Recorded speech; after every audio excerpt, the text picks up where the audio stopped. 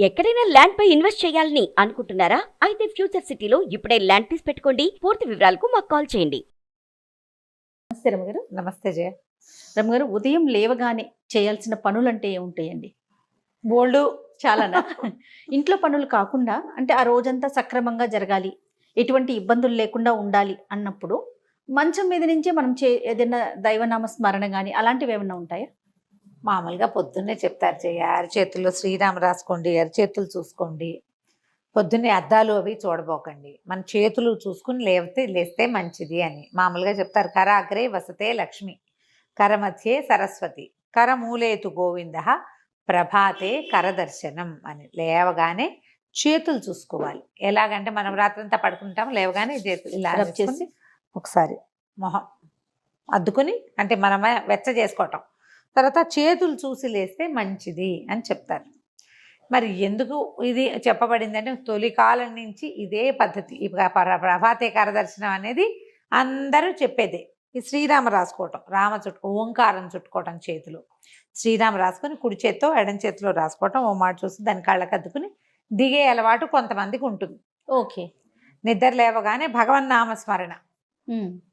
భగవంతుడు ఇచ్చిన ఈ జీవితాన్ని, మన చేతులే కదా మన జీవితం. అవును అవును. దాన్ని ఒకసారి చూసుకుని మొదలు పెట్టుకోవటం. అయితే ఈ రోజంతా పాజిటివ్గా ఉండాలి, రోజంతా మనకి పనులు అవ్వాలి అంటే ఎలా అవుతాయి జయ? చెప్పు. జీవితం పడుగు పేక అన్నారు కదా. ఒక నిలువుదారం ఉంటే ఒక అడ్డదారం ఉంటుంది. ఖచ్చితంగా. ఒక వస్త్రం తయారవ్వాలంటే కొన్ని నిలువుదారాలు కొన్ని అడ్డదారాలు ఇట్లా కలయికే క్లాత్. మన జీవితంలో కూడా కొన్ని ప్లస్లు కొన్ని మైనస్లు కలవటమే మన జీవితం. ఒకరోజు లేటుగా లేస్తాం, ఓ రోజు బద్ధకంగా లేస్తాం, ఓ రోజు విసగడతో లేస్తాం, తెల్లవారే ఏదో పగిలిపోయిన సౌండ్తో మెలకు వస్తుంది. చేయాల్సిన పనుల లిస్ట్ ఉంటుంది. మనతో పాటు ఆ పనులలో పాలు పంచుకోవాలనే వాళ్ళు రాకపోవచ్చు. వాళ్ళకేం ప్రాబ్లమ్స్ వస్తాయో. ప్రతిరోజు ఒకేలా ఉంటే ఏం బాగుంటుంది? అవును, బోరుగా ఉంటుంది, మొనాటనస్గా ఉంటుంది. ప్లస్ మైనస్ ఉండవలసిందే. కాకపోతే ఇవి భయంకర మైనస్సులు కాకుండా ఏదో ఒక మాదిరి మైనస్ సాయంకాలం వేసరికి మళ్ళీ దాన్ని ఏదో సరి చేసుకుని లేదా పాజిటివ్ మైండ్ సెట్ తోటైనా వెళ్ళాలి. ప్రార్థన చాలా ముఖ్యమైనది దానికి. ఎలాంటి ప్రార్థన? ఏ తరహాదైనా సరే మన ఇష్టదైవం ఒక్కొక్క స్వరూపం ఒక్కొక్కళ్ళని ఆకర్షిస్తుంది. భగవంతుడిని ప్రార్థించుకోవటం. పొద్దున్న ఏదో మామూలుగా అందరూ బ్రష్ చేసుకుంటాం, కాఫీలో టీలో పాలు పదస్వం ఏవో తాగుతాం, తర్వాత పనులలోకి దిగుతాం. పిల్ల జల్లని చూడాలి, ఆడవాళ్ళు అయితే పిల్లల్ని చూడాలి, భర్తలను చూడాలి, పని మనిషి వస్తుంది, వాకిట్లో కూరలు వస్తాయి, లేదా మనం బాక్సులు పెట్టాలి, లంచ్ బాక్సులు పెట్టాలి. ఈ వ్యవహారం అంతా నడుస్తూ ఉంటుంది. ఇదంతా ఎలా ఉంటుందంటే ఒక డ్రామా లాగా వెళ్తుంది. అంతే. కొత్త పాత్రలు ప్రవేశిస్తుండే, రెగ్యులర్గా వచ్చే పాత్రలు కొన్ని, కొత్త పాత్రలు ఎప్పుడైనా మధ్యలో వస్తూ ఉంటాయి.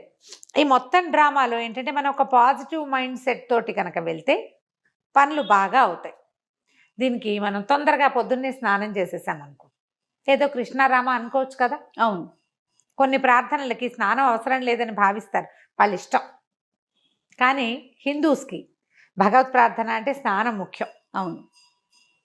స్నానం చేయకుండా అసలు మనం పూజ గదిలోకి కూడా వెళ్ళాం. సరే, పొద్దున్నే స్నానం చేస్తే దీపారాధన చేసుకుని ఒక అగరవత్తి వెలిగించుకుని, ఒక అలవాటు లేదు, దీపారాధన లేవు, అగరవత్తులు లేవు, ఏదో కృష్ణారామ కనితే గోవింద మత్సూదన అనుకుంటాం. ఎవరికి ఏది అలవాటు ఉంటే అది. ప్రధానంగా రాముడిని తలుచుకోండి, రోజంతా బాగుంటుంది, పాజిటివ్ ఎనర్జీ ఉంటుంది అంటారు. రాముడే కాదు, కృష్ణుడిని తలుచుకునే వాళ్ళు ఉంటారు. భగవద్గీతలో ఒక శ్లోకం తీసుకోవచ్చు. నరసింహస్వామిని తలుచుకునే వాళ్ళు ఉంటారు, లక్ష్మీదేవిని తలుచుకునే వాళ్ళు, పార్వతీదేవిని, లలితాదేవిని, శివానందలహరి, సౌందర్యలహరి, లలితా సహస్రనామం, విష్ణు సహస్రనామం, రామాయణం, భగవద్గీత, భాగవతమో ఏదో ఒకటి తీసుకోవచ్చు కదా.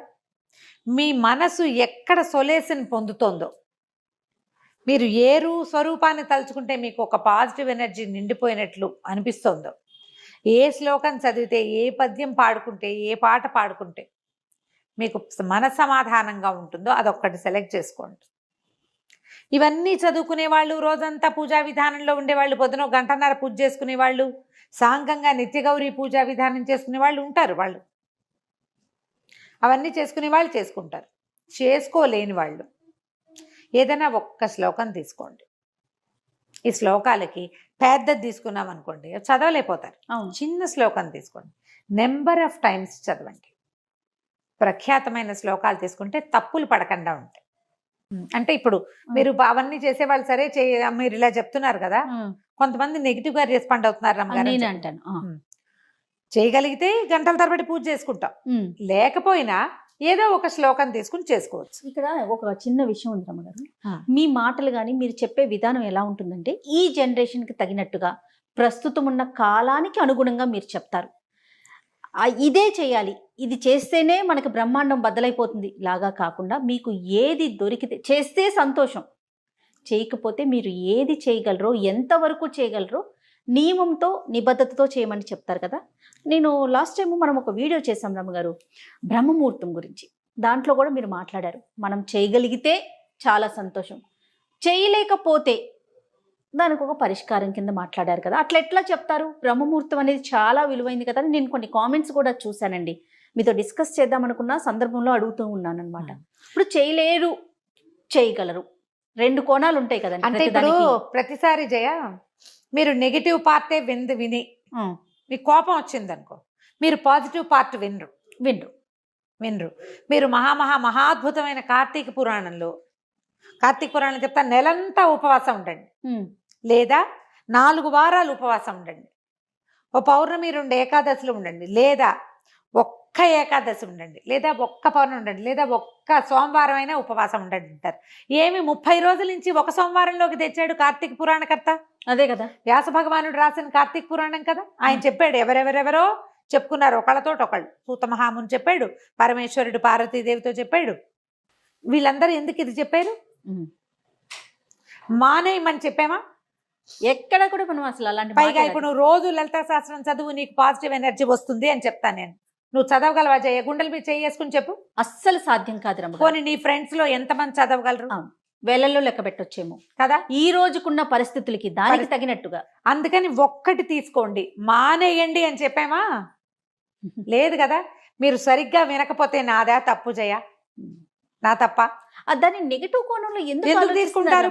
చేయకపోయినా బ్రహ్మముహూర్తంలో ఎందుకు లేవకూడదు అని చెప్తున్నారు అన్నట్లుగా తీసుకెళ్తున్నారు. అది ఇప్పుడు వాళ్ళకి అట్లా అర్థమైంది. ఏంటంటే ఇప్పుడు పైగా ఇందులో ఇంకోటి ఉంది జయ. నాకు కూడా ఒక మెసేజ్ ఇలాంటిది వచ్చింది. ఆవిడ నాకు చెప్పారు, మా ఫ్రెండ్స్ అంతా రమగారు ఏం పూజకలు చేయక్కర్లేదు అంటున్నారు, మీరు ఇంత పూజ చేయొద్దన్నారు అన్నవాళ్ళు ఎవరో. మరి నాకు విచిత్రంగా ఉంటుంది. పూజ చెయ్యొద్దని చెప్పానా నేను ఎప్పుడైనా? ఎక్కడ మీరు చేసుకోండి, చేసుకోగలిగే బంగారు తల్లులకి మీకు పాదాలకు దండం పెట్టాలమ్మా, చక్కగా చేసుకోండి. చెయ్యలేని వాళ్ళు ఇలా ఇంతైనా చేయండి. తర్వాత ఇతరుల పూజా విధానాన్ని విమర్శించకూడదు.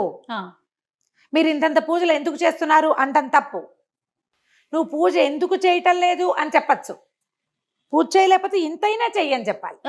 కనీసం పూజ చేయకపోతే నీకు రౌరవాద నరకాలు వస్తాయి, నువ్వు అందుకే బాగుపట్టలేదు, అది కూడా తప్పే. ఇవన్నీ నా సొంత మాటలు ఖచ్చితంగా కావు జయ, ఇవన్నీ పురాణాల్లో చెప్పబడ్డవే.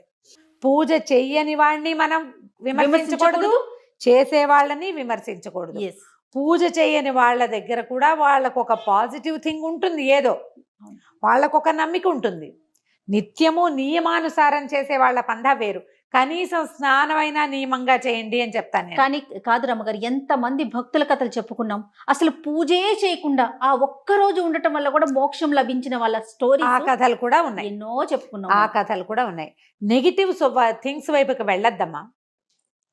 మీరు ఒక పాయింట్ విని దాని మీద జడ్జిమెంట్ చేసుకోకూడదు, దాన్ని స్ప్రెడ్ చేయకండి. ఒకటి తెలిసిన తర్వాత మీకు ఒకటి తెలిస్తే మీరు ఒకటి వింటే అదే వీళ్ళు అని అనుకోకూడదు. ఒక్క దాంతో ఏ జడ్జిమెంటు కుదరదు. మనం చదువుకునేది ఏదైనా ఒకటి నియమం ప్రకారం చేస్తే, పెద్ద లలితా సహస్రనామం చదివితే ఎలాంటి అత్యద్భుతమైన ఫలితాలు లభిస్తాయని పెద్దలు, మహర్షులు, ఋషులు చెప్పారో మనకి ఒక్క శ్లోకంతో కూడా లభిస్తుంది. ఎందుకు రమ్మగారు, మనం విష్ణు సహస్రనామాలు మొత్తం చదివితే చాలా సంతోషం. చదవలేకపోతే శ్రీరామ రామ రామేతి చదువుకోమంటారు, అంతే కదా. అదైనా చదువు నువ్వు కనీసం నియమంతో. ఈ ఉదయకాలం చేసుకునే వాటికి కూడా నియమం ముఖ్యం. స్నానం చేసి ఒక అగరవత్తి వెలిగించి ఆపదామ భర్తారం చదువుకోండి కనీసం. మీరు రామరక్ష స్తోత్రం మొత్తం చదువుతాము, రామాయణం చదువుతామంటే మీ ఇష్టం, మీ ఓపిక. మీకు సమయం అనుకూలిస్తే మీకు సమయం లేకపోతే, మీకు అవకాశం లేకపోతే మీరు చేసుకోండి. కానీ ఎవరైనా ఇదంతా చదువుకునే వాళ్ళని మాత్రం విమర్శ పనికిరాదు. పూజలు చేయొద్దని మాత్రం నేను చెప్పలేదు. మీరు ఆ పొరపాటు రాంగ్ కన్సెప్షన్స్లో ఉండకండి. ఎస్. నేను చెయ్యొద్దని ఒక్కసారి కూడా చెప్పాల. అంత చేయకండి కాదు, చెయ్యలేదని బాధపడకండి. ఏదో కొంచెమైనా చేయండి, ఏదో ఒకటైనా చేసుకోండి. చిన్న శ్లోకం తీసుకున్నా, శ్రీ లలితా సహస్రనామాల నుంచి ఒక శ్లోకం తీసుకోండి. శ్రీమాతా శ్రీ మహారాజ్ని శ్రీమత్ సింహాసనేశ్వరి చిదగ్నికుండ సంభూత దేవకార్య సముద్యత, ఒక్క శ్లోకం అంతే. అబ్బో నా వల్ల కాదండి. అరుణాం కరుణాతరంగితాక్షీం ధృతపాశాంకుశ పుష్పబాణ చాపాం అణిమాదిభిరావృతాం మయూఖై అహమిత్యేవ విభావయేద్ భవానీం. అమ్మవారిని ఇలా భావిస్తాను. అరుణాం కరుణాతరంగితాక్షం అంటే ఎర్రటిది ఆవిడ, కళ్ళ నుంచి కరుణ పొంగుతూ ఉంటుంది. ఆమెను తలుచుకుంటా. ప్రార్థనా శ్లోకమైనా తీసుకోండి, కానీ నియమం తప్పకుండా మీరు ఒక్క శ్లోకాన్ని చేసినా కూడా మీకు అత్యద్భుతమైన పాజిటివ్ ఎనర్జీ వస్తుంది. శ్లోకాలు చదువుకోండి అని డజన్ల కొద్ది వీడియోలు చేసాం. అవును. ఒక్క శ్లోకం, సంస్కృత శ్లోకం ఏంటంటే వాటిలో ఆ శబ్దాల్లో ఉన్న పాజిటివ్ ఎనర్జీ అది మీతో పాటు అక్షర దోషం మాత్రం ఉండకూడదు కదా ఉండద్దు. తప్పులు లేకుండా చేసుకుంటే ఏంటంటే ఎనర్జీ ఫుల్ఫిల్డ్గా దొరుకుతుంది మనకి. మీ భావం కరెక్టే, అమ్మవారిని పూజించాలన్న భావం వరకు ఓకే. వాచాదోషం కూడా లేకపోతే ఆ వైబ్రేషన్స్ వల్ల వచ్చే పాజిటివ్ ఎనర్జీ మనతో పాటు మనకు ఉంటుంది. వస్తుంది. నేర్చుకోండి, మనకు అవకాశం ఉంది. ఇంటర్నెట్ నిండా ఉన్నాయి చక్కగా. పెద్ద పెద్దవి తీయద్దు, చిన్నవైనా తీసుకోండి. 5 శ్లోకాలు తీసుకోండి, అది మాత్రమైనా చదువుకోవచ్చు కదా. ఆపదామపహర్తారం ద బెస్ట్ జయ, చిన్న శ్లోకం. మీరేం చేస్తారు అమ్మగారు రోజు? రోజువారీ నాకు చాలా ఉన్నాయి కదా జయ, ఏవో రకరకాలు ఉన్నాయి. వాటిలో అవి చదువుకుంటాను. నాకు ఒక కనీసం ఒక 25-28 మినిట్స్ నేను చదువుకునేవే సరిపోతాయి. 30 నిమిషాలు కావాలి నాకు ఖచ్చితంగా. తర్వాత ఇప్పుడు సుందరకాండ పారాయణ ఒకటి పెట్టుకుని రోజు ఒక ఇది అధ్యాయం ఏదో ఒకటి అని పెట్టుకున్నాను అనమాట. సుందరకాండ చదువుతున్నాను ఇప్పుడు. అది అవ్వాలిగా, ఒక్కొక్కటి అవ్వాలి, ఏదో ఒకటి ఎలా కుదిరితే అట్లా. ఒకరోజు సమయం చాలదనుకో, అందులో 60 శ్లోకాలు నేను 30 చదువుకుని అక్కడ కాగితం అడ్డం పెట్టుకుంటా, రేపు చదువుతాను. సుందరకాండ పూర్తి చేసుకోవాలి అని కొంచెం అర్థం నాకు తెలుస్తుంది కాబట్టి నేను చదువుకోగలను. గ్రూప్ లో చేస్తున్నారండి? లేదు, నేను సొంతంగా చేసుకుంటాను. మామూలుగా నాకు కాస్త రామాయణం చదివే అలవాటు ఎప్పుడు ఉంది, కొద్దిగా చదువుకుంటాను. ఇది ఇప్పుడు సమయాభావం, నీ ఇక్కడ పరిగెత్తుకు రావాలి కదా, అవును, అప్పుడు కొంచెం తక్కువ. ఓకే. ఓ 10 శ్లోకాలైన పుస్తకం తీసి చదవకుండా మాత్రం ఉండను. ఓకే, అలా పెట్టుకుంటా. నా మామూలు రోజువారీ శ్లోకాలు ఉన్నాయి, మా వెంకటేశ్వర ప్రపత్తి, కరావలంబము, అవన్నీ అలవాటు. వాటి దారిన వెళ్ళిపోతాయి. నేను చెప్తాను, నేను పదే ఇదే మాట.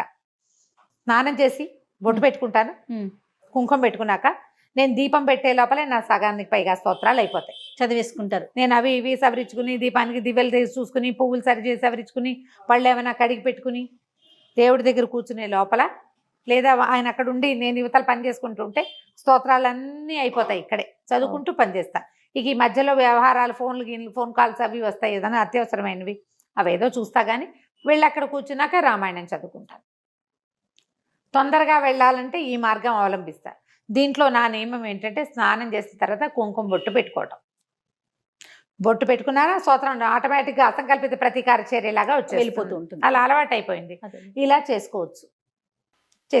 మీరు దేవుడి దగ్గర కూర్చునే ఇంతసేపు దేవుడి ముందే కూర్చోవాలా అన్నదేం పెట్టుకోబోకండి. కుదిరిందా కూర్చోండి, కుదరకపోయినా ఇతర పనులు చేసుకుంటూ. ఇంకా స్నానం చేశాక నేను చీపుళ్ళు ముట్టుకోను, వాకిల్లో డస్ట్బిన్లు ముట్టుకోను, తర్వాత ఏమో ఏమంటారు విప్పేసిన బట్టలు ముట్టుకొని వాషింగ్ మెషిన్లో వేయడాలి, అవి చెయ్యను. నా నియమం అది. కొన్ని నియమాలు పెట్టుకున్నారు, ఇవన్నీ ముందే చేసేస్తా. ఆ పనులన్నీ ముందే అయిపోతాయి. ఆ తర్వాత ఇంకా శుభ్రాలు అవి పెట్టను. ఆ గిభ్రాలు మొత్తం అయిపోవాల్సింది. దీపం పెట్టుకున్నాక అవసరమైతే ఏదైనా పని కావాలంటే చేసుకుంటా. ఆ టైంలో ఈ పూజ చేసుకునే లోపల, దీపం పెట్టుకునే లోపల నేను చీపురు కానీ, విప్పిన బట్టలు కానీ, కాళ్ళు దుడుచుకునే పట్టాలు కానీ, వాటి మీద కాలు కూడా పడదు, ఏం ముట్టుకోకుండా చేస్తాను. నాకు నేను పెట్టుకోగలిగిన నియమం అది. నియమం ఏర్పరచుకోండి. ఎప్పుడు కూడా పాజిటివ్ ఎనర్జీకి కావాల్సింది నియమం. అది శారీరకమైన ఫిజికల్ థింగ్స్ కావచ్చు, మనసుకైనా కావచ్చు. నియమం పెట్టుకోండి. ప్రధానమైందమ్మా పూజలు చేసే వాళ్ళని, పూజ చేసుకునే వాళ్ళని, ఇంత పూజ ఎందుకు చేస్తున్నావు అని ప్రశ్న వేస్తే 1,00,000 ప్రశ్నలు వేసిన పాపం వస్తుంది. 1,00,000 ఒక్కళ్ళని అడిగితే 1,00,000 మందిని అడిగిన పాపం వస్తుంది. పూజ ఎందుకు అని ప్రశ్నించద్దు, తప్పు. పూజ చేసుకోండి. ఇంకొకళ్ళని నన్ను కోట్ చేసి ఆవిడ వద్దన్నారండి, నేను వద్దని చెప్పలేదమ్మా, నేను వద్దని చెప్పను. నేను నాకే అరగంట పడుతుందని నేను చెప్తున్నాను. అవును అవును. నాకు అరగంట పట్టేటప్పుడు నేను ఒకళ్ళకి వద్దని ఎందుకు చెప్తాను? నేను అరగంట కూర్చుంటే ఆయన గంట కూర్చుంటారు. అదే కదా. ఆయనది గంట ఉంటుంది, మరి నేను ఎందుకు అంటాను అట్లా? అదే ఒక పాయింట్ దగ్గర ఆగిపోకుండా కొంచెం ఆగిపోకుండా. మొత్తం వినగలిగితే బాగుంటుంది. మొత్తం విని మీరు ఒక కన్క్లూషన్కి వచ్చేయకండి. అసలు నేనేం చెప్పానో వినండి మొదట. విషయం ఏంటి, దేని గురించి చర్చించుకున్నామో తెలిస్తే అది బాగుంటుంది. ఆపదామపహర్తారం తీసుకోండి. పెద్ద మంత్రాలు శ్లోకాలు రాని వాళ్ళు స్నానం చేసి దేవతార్చన ఒక దీపారాధన పెట్టుకునో లేదా ఒక అగరబత్తి వెలిగించుకుని 2 పువ్వులు దేవుడి దగ్గర పెట్టి ఆపదామపహర్తారం శ్లోకాన్ని మీరు 11 సార్లు కూడా చదువుకోవచ్చు. ఓకే. మీకు ఇంకా ఏదైనా కుదిరితే అది. మనకేంటంటే సాధారణంగా చెప్తారు జయ, కాస్త డబ్బులు ఇబ్బందులు ఉన్నాయి, ఉద్యోగంలో సెటిల్ అవ్వలేదు, అలాంటప్పుడు కనకధారాస్తవం చదువుకోమంటారు పెద్దవాళ్ళు. కనకధారాస్తవం చదువుకోవచ్చు. మీకు అన్నిటికీ భయంగా ఉంది, టెన్షన్ ఫీల్ అవుతున్నారు, అప్పుడు దుర్గా సప్తశ్లోకి చదువుకోమంటారు. పిల్లలకి తరచుగా కళ్ళు వస్తాయి, బెదురుతారు, స్కూళ్ళల్లో భయపడుతూ ఉంటారు, ఎగ్జామినేషన్స్ అంటే భయం, ఆంజనేయ స్వామికి సంబంధించిన శ్లోకాలు, హనుమాన్ చాలీసా లాంటివి నేర్చుకోవచ్చు, చెప్పచ్చు. ఇలా పెట్టుకోండి ఏదో ఒక నియమం. లేదా శుక్రవారం లక్ష్మీదేవికి, మంగళవారం దుర్గాదేవికి, ఇలా లెక్కలు. ఇలా సోమవారం శివుడు, మంగళవారం దుర్గాదేవి, బుధవారం వినాయకుడు, ఓకే, గురువారం దత్తాత్రేయ స్వామికి సంబంధించినవి ఏదైనా, శుక్రవారం లక్ష్మీదేవికి సంబంధించింది, శనివారం వెంకటేశ్వర స్వామి, ఆదివారం సూర్యుడు. ఇలా పెట్టుకునైనా చదువుకోవచ్చు. వీటన్నిటికీ మళ్ళీ పెద్ద పెద్ద స్తోత్రాలే అక్కర్లేదు. శ్లోకాలు ఒక్క శ్లోకం తీసుకున్నా ఆ రోజంతా అది మనన చేసుకోండి. ఖాళీగా ఉన్నప్పుడు మీకు పాజిటివ్ ఎనర్జీ మీతో పాటే ఉంటుంది. తప్పకుండా అండి. నమస్తే. నమస్తే.